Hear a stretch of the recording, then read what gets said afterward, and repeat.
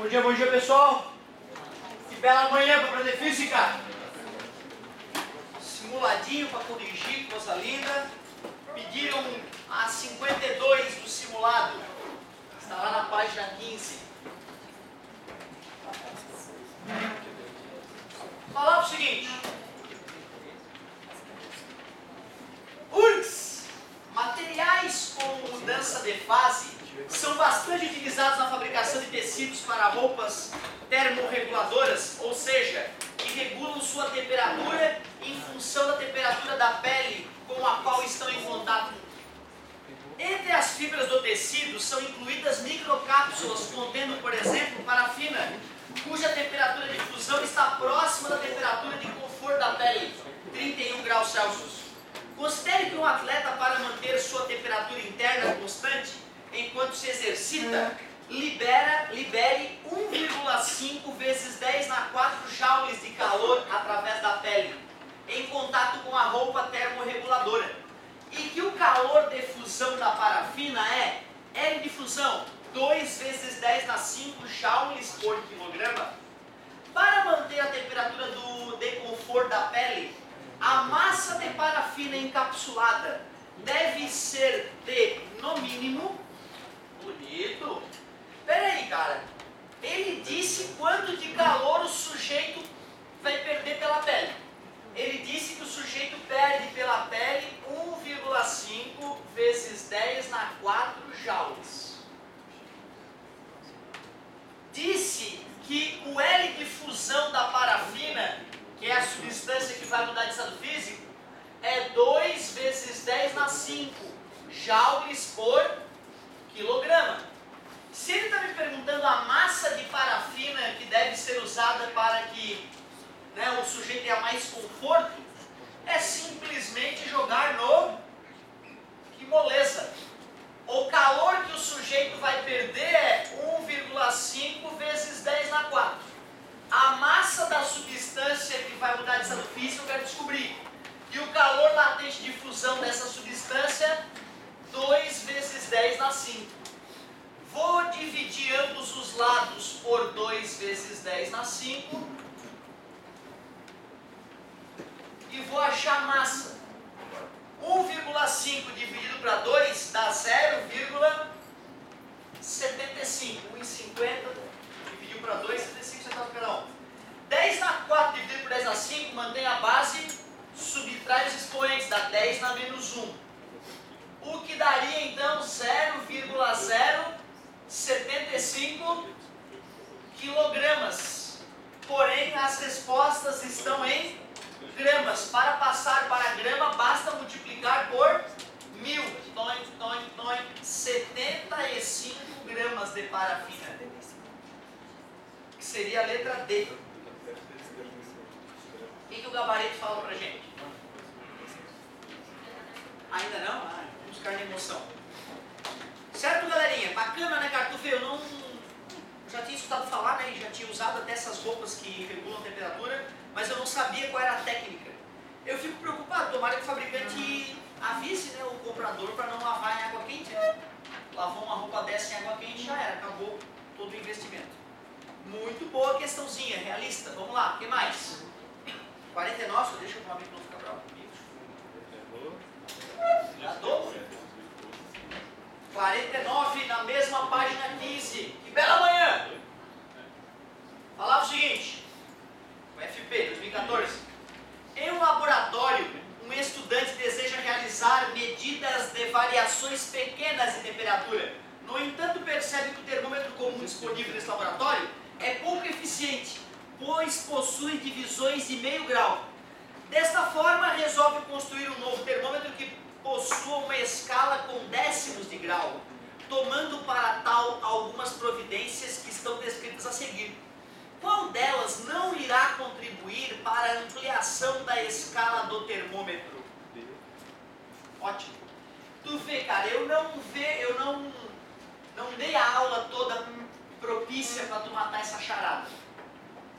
Uma coisa que volta e mexe discute em termometria é que fatores que influenciam, por exemplo, na precisão de um termômetro de bulbo. Lembrando que o termômetro de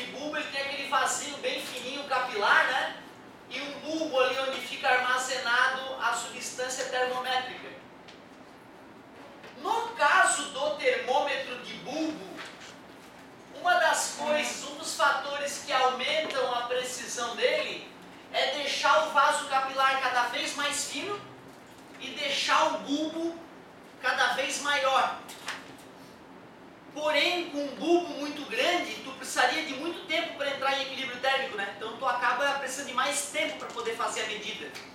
Certo? Mas eu não discuti com vocês. E um termômetro elétrico, eletrônico, que mede a temperatura a partir da variação da resistência de um resistor. Eu não te disse o que aumentaria a precisão desse termômetro, né? Claro que ele deve estar falando do termômetro de bulbo, já que ele está falando que a graduação era de meio grau, né? E ele queria aumentar isso. Vamos ver se só com bom senso era possível matar essa questão. Letra A. Usar um líquido de maior coeficiente de dilatação.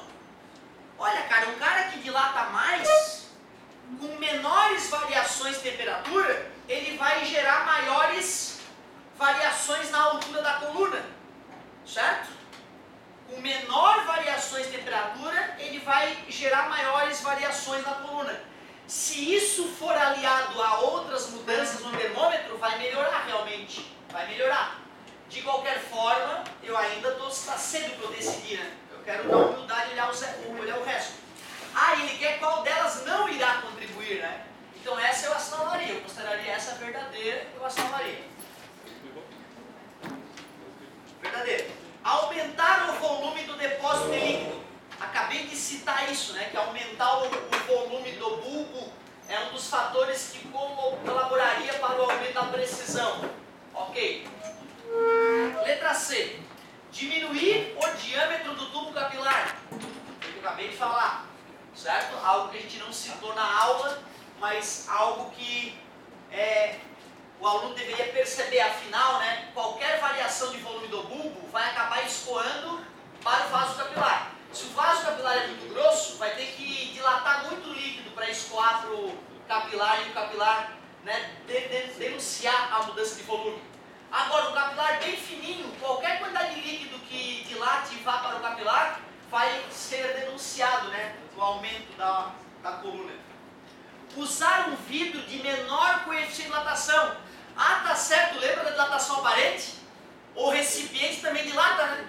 Se o recipiente dilatasse igual ao líquido, a gente nem perceberia o líquido subindo, né, no capilar. Se o líquido sobe no capilar, é porque a dilatação desse material é maior que a dilatação do vidro usado para construir o termômetro. Então considero também usar um vidro de menor coeficiente de dilatação. Me parece lógico. Letra E. Aumentar exclusivamente o comprimento do tubo de vidro. Pera aí, cara. Imagina que o líquido termométrico está ali, ó. Está até ali, nessa altura. Se eu fizesse um termômetro maior, isso seria o suficiente para eu medir com melhor qualidade as coisas? Ia mudar alguma coisa das temperaturas aqui na proximidade da coluna, aumentando o termômetro lá para cima? Não. Aumentar o termômetro lá para cima não vai fazer com que o líquido suba de maneira mais precisa ali. Então, por eliminação, a gente percebe que a que não vai contribuir é o item E, que era o que a gente deveria ter assinalado. De qualquer forma, claro que não existe, né, uma aula que vai contemplar todos os detalhes. Mas eu me sinto um pouco culpado nessa hora. Por quê? Porque eu já cansei de dar aula onde a gente fazia essa discussão. O que gera precisão em um termômetro, certo? E não ter falado isso com vocês, apesar do nosso material ser enxuto, a gente tem uma filosofia diferente, né, de direto para a questão, de certa forma eu me considero um pouco culpado de repente não ter matado essa questão. Eu poderia ter enriquecido a aula nesse aspecto. Quem dá mais? Pode pedir, eu estou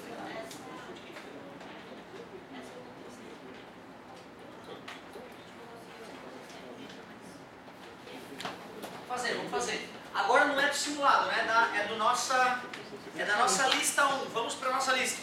Olha quanto papelzinho, olha quanta conta nessa lista. É muito bonito, ficou todo bom.